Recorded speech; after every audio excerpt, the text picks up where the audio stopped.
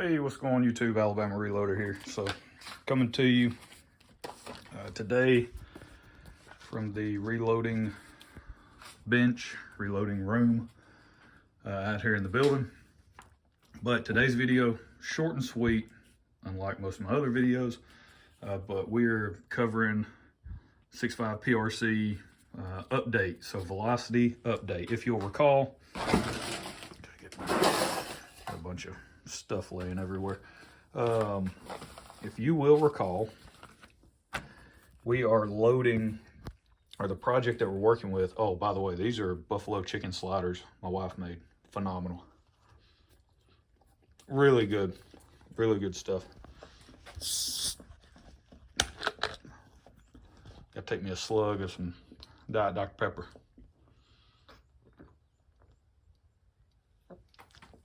All right, back to the story here. Back to our main programming. We're loading this guy, the 140 grain Spear Gold Dot, which is just a phenomenal bullet, in my opinion. It's a very good overall. It's probably the one that I would recommend the most. It'd be my top pick. So far, it's my top pick for 6.5 Creedmoor and or 6.5 PRC. And the reason for that is the type of hunting that that we do, me, my brother, my dad, you know, the areas that we hunt, you're not always guaranteed. You know, we don't hunt food plots where you're waiting on a deer to come out and just stand broadside and sit there and feed, and then you take a shot, right? You want to do a high shoulder shot with you know, a rapid expansion type bullet that's going to dump all of its energy into the animal. That's one thing. That's great. And that's a really good shot, and it'll drop a deer instantly. But the way we hunt, the areas we hunt, we're not always afforded the opportunity to sit there and take time to make the perfect shot, right? And so if your shot angles are terrible, then you need something that's bonded.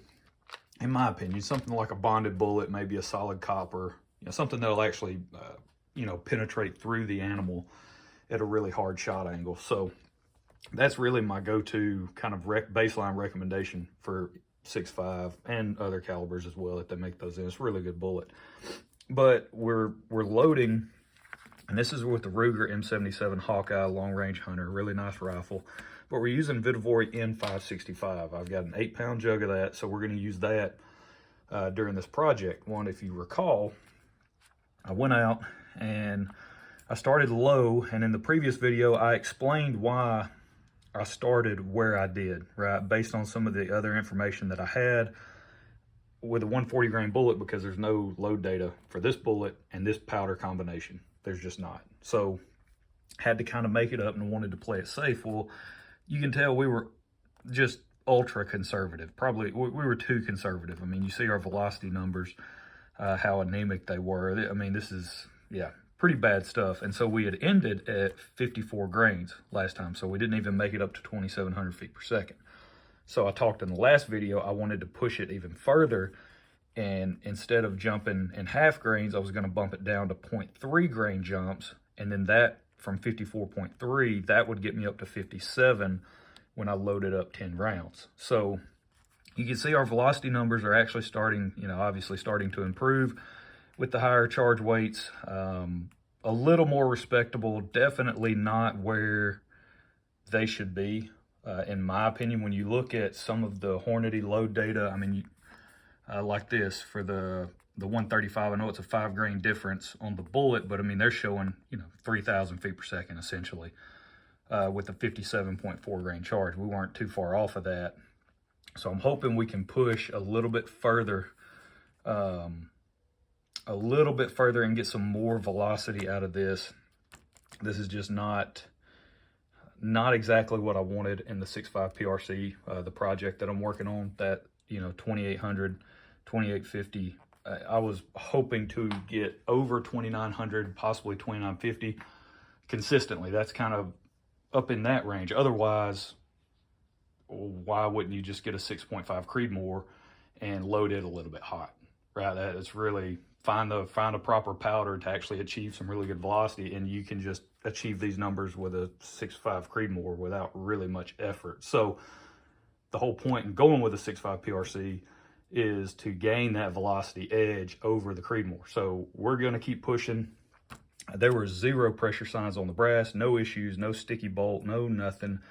So we're just going to load up another probably 10 round test group. We may drop it down to 0.2 grains now, which is not typically something I would do with a case capacity of this volume. You know, when you're loading charges that are this high, I wouldn't necessarily. I would be good at 0.3 grains, but we're going to drop it down to 0.2 just so we can kind of slowly work our way up to, you know, hitting some pressure signs. We're just drop to 0.2 and go from there. So in that way we can achieve a little bit higher velocity. And I think once we get over 2,900, if we can hover around that 2,950 plus range, you know, safely without really any major pressure issues, then I would like to live in that range, right? So 2,950 plus. He's taking this elk hunting. So, and I don't know the shot distances, probably 300 to 400 yards, somewhere in that range is what he's going to feel comfortable shooting. So I just want to make sure that we are pushing this cartridge the way it was designed to be pushed in terms of velocity. That way, no matter the shot distance, out to 400 or so that he feels comfortable with, he'll be able to put the round on target, kill him a nice bull elk, and call it a day. So that's where we stand. That is the update. That was our cartridge overall length for anyone that wants kind of that information. Cartridge-based ogive, it's there as well. We're using Hornady brass. I had fired 40 pieces of factory ammo, gathered the brass. So we're working with once fired brass. So we're just going to go up from here, from 57 on up. And if you will, or if you'll go look at the Hornady load data. So N565 is a slow burning powder. I believe it was designed, I think it's a kind of like an optimized powder for 338 Lapua. I think it even says right on the bottle that it's like the perfect powder for a 250 grain 338 Lapua load, right? I think that's what it says on the bottle. Could be wrong. Double check me on that. But so that's the type of powder we're talking about. It's a really slow burning powder. And if you look on the burn rate chart, the Hodgdon burn rate chart, they have N560 and N570. They don't, the last one that was published like in 2019, they don't have N565. Obviously it's in between N560 and N570. So you can go look at that area of the burn rate chart, see the powders that they have listed in between those two, and then go look at Hornady's load data. I did this after the fact, after I shot these rounds, because I was scratching my head going, man, was I that far off? And if you go and look at their load data and some of the powders that are kind of in between N560 and N570, you know, there are, now it's not, you can't just do a direct comparison of 1 for 1 and say, well, because this powder, I can use 60 grains, that means I can use 60 grains of N565. I'm not saying that. I'm just saying if you go and look at that class of powders, that very slow burning Magnum class of powders, you know, you're talking 60 grain loads is what they had with some of those other powders that are in between N560 and N570. So you would just have to assume that we were just ultra conservative here. If I would have maybe looked at that to begin with, I probably would have started a little bit higher, seeing that class of powder, generally speaking, across the board for those powders in the Hornady data, they were much higher, right? The charge weights ended up going much higher than where I originally stopped, which was 54. They were going up to like 59, 60 grains, that type of stuff. So there was still some wiggle room if I would have just kind of taken that into account. So it's not a direct comparison. It's not a 1 for 1. You can't look at the burn rate chart and go, oh, well, this powder is right next to, or it's right after this other powder, so that must mean they have almost similar burn rates and I can just interchange the data. It's not necessarily the case. It gives you a ballpark idea, but when you see a cluster of powders that are in that range, and then you see that same cluster of powders in the load manual, and all of the charge weights are very consistent in terms of their max charges, you kind of get an idea of where you probably should be stopping, right? It gives you a good baseline of understanding. So that's it. That's where we're going to leave this one because I'm about to get the heck out of here. Me and the family, we are going to Disney World. So that was our Christmas gift to them. I hope everyone had a wonderful Christmas. I hope everyone got what they wanted. If you didn't, guess where you can pick it up? Mr. Big Guns in Huntsville, Alabama. If you didn't get what you wanted, husbands, if you were disappointed with the gift from your wife, boyfriends, disappointed from the gift from your girlfriend, whatever the case may be, these guys will hook you up and make it right. So run down there, see Matt and those guys. Great way to kick off the new year. Get a new gun, or buy some reloading stuff. Buddy of mine sent me a picture of the powder that they had in stock the other day.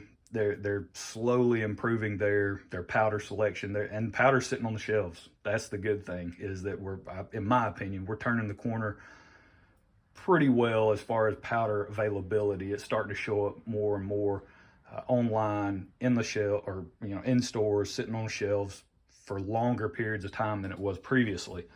The next thing obviously is primers, which they're coming along in terms of being available in online. I'm seeing them a lot more online. Haven't necessarily seen them a whole lot in store, in any stores, but just make sure that if you are coming through Huntsville, if you're local, run down there, see what all these guys have, especially in terms of reloading stuff. Rifles, handguns, all that. They've got a huge selection there, but for reloading, they're continuing to build their reloading selection. They got a big shipment of dies in, all kinds of fun stuff. So that's it. That's all. We will see y'all next time. Probably the next video, it won't come out until next year.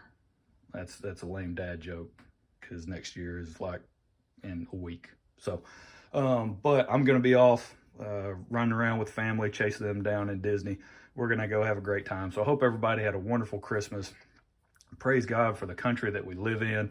No matter your opinions on left, right, communist, socialist, democratic republic, constitutional republic, this, that, the other. It doesn't matter your opinions. In my opinion, we still are beyond blessed to live in the greatest country in the world. We might be going down a path that will, make us lose that title. But in my opinion, we are just so blessed to live in the country that we live in. So just really thankful for that. I hope everyone has a happy new year, a safe new year, and we'll see y'all in 2022. So y'all have a good one. We'll see you next time.